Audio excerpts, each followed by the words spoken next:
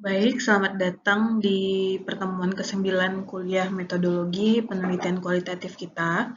Pada materi ini, kita mempelajari mengenai bagaimana caranya mencari sumber referensi dan menyusun daftar pustaka pada proposal penelitian. Nah, pertama kita harus mengulang lagi pembahasan pada minggu sebelumnya, yaitu untuk bagaimana caranya memahami lebih komprehensif apa itu metode penelitian kualitatif.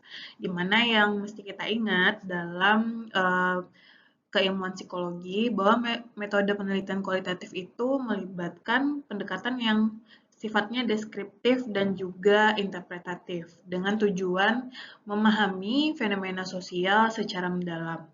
Maka oleh karena itu, fokus utama dari metode ini adalah bagaimana caranya kita mendapatkan pemahaman mendalam mengenai konteks, makna, dan pengalaman baik individu ataupun kelompok terhadap fenomena yang akan kita angkat sebagai tema penelitian kita.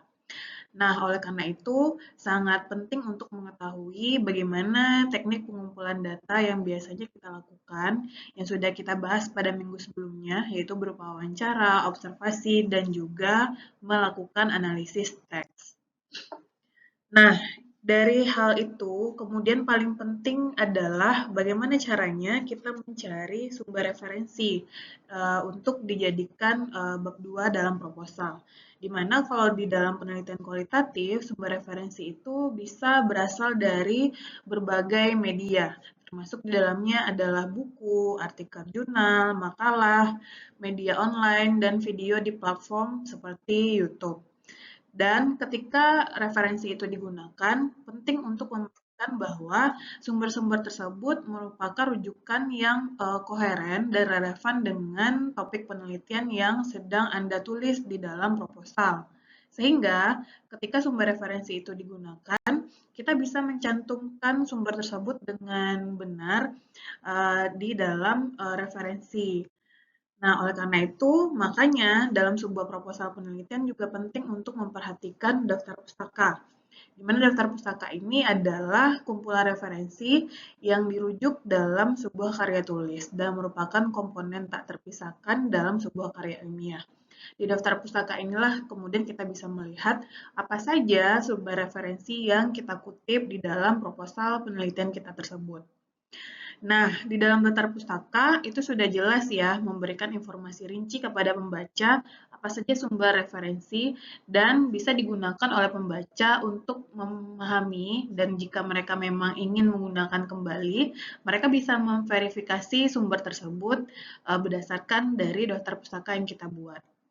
Daftar pustaka juga berguna agar kita terhindar dari yang namanya plagiarisme, sehingga plagiarisme ini jika kita menghindari hal itu, karya tulis ini bisa dikatakan sah merupakan buatan dari si penulis. Selain itu, daftar pustaka juga menjadi bentuk apresiasi kepada penulis yang karyanya kita kutip di dalam penelitian kita. Nah, format dalam penulisan daftar pustaka ini sebenarnya sangat beragam ya. Tapi penulisan itu haruslah memperhatikan bagaimana urutan penulisan seperti nama penulis, judul karya, dan informasi lainnya sesuai dengan format yang dipilih. Seperti yang saya bilang tadi, karena bentuk formatnya sangat beragam, maka format daftar pustaka itu juga mempengaruhi bagaimana cara kita mengutip atau gaya citasi yang kita gunakan di dalam tulisan kita. Di mana gayanya itu ada beberapa, yaitu EPA, MLA, dan juga CMS. Nah, khusus kita dalam jurusan psikologi, biasanya kita pakai EPA. Mungkin Anda semua sudah familiar dengan EPA 7 ataupun nanti ada EPA 10. Itulah yang kemudian format yang kita gunakan dalam penulisan proposal.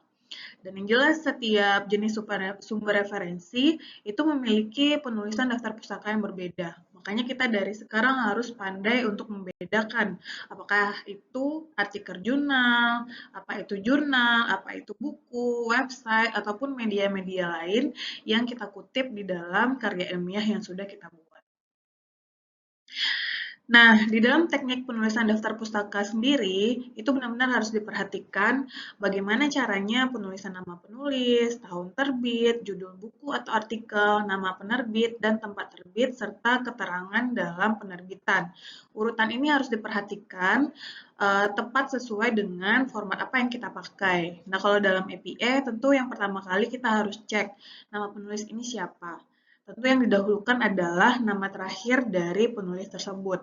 Dan mesti diingat ya, bahwa jumlah penulis itu juga cara penulisannya berbeda sesuai dengan format penulisan daftar pustaka kita. Selanjutnya yang mesti harus diperhatikan adalah bahwa daftar pustaka itu harus disusun berdasarkan abjad nama belakang penulis dan menggunakan elips jika ada lebih dari 7 penulis pada suatu sumber. Dan dengan Ananda memahami gaya penulisan daftar pustaka yang relevan, ini memang benar-benar membantu kita untuk terhindar dari plagiarisme dan juga mungkin jika diperlukan membangun kredit yang baik di dalam penulisan akademik. Nah, untuk memudahkan ini, maka ada beberapa aplikasi referensi yang saat ini terbiasa kita gunakan di dalam penulisan proposal. Ada yang disebut dengan Mendeley dan juga ada yang disebut dengan Zotero. Nah, kita bebaskan ya apa yang mungkin paling mudah untuk digunakan, tapi dengan Anda bisa memakai kedua aplikasi tersebut, kita tidak akan sulit lagi dalam apa namanya, memasukkan daftar pustaka. Karena secara otomatis apa yang kita kutip di dalam tulisan kita sudah tersusun dengan rapi melalui aplikasi tersebut. Oleh karena itu, berdasarkan materi ini bisa kita simpulkan bahwa dalam penelitian kualitatif, mencari sumber referensi yang relevan dan kemudian menyusun daftar pustaka dengan benar adalah langkah penting untuk memastikan bahwa kredibilitas dan integritas karya ilmiah kita itu memang ada. Sehingga ketika kita memahami dan menerapkan format penulisan daftar pustaka yang tepat, tidak hanya membantu kita dalam menghindari plagiarisme, tetapi juga kita bisa memberikan apresiasi kepada penulis yang karyanya kita kutip, eh, bahwa kita telah berkontribusi juga untuk mempublikasikan penelitian mereka tersebut. Nah, sekian saja materi pada pertemuan ke-9.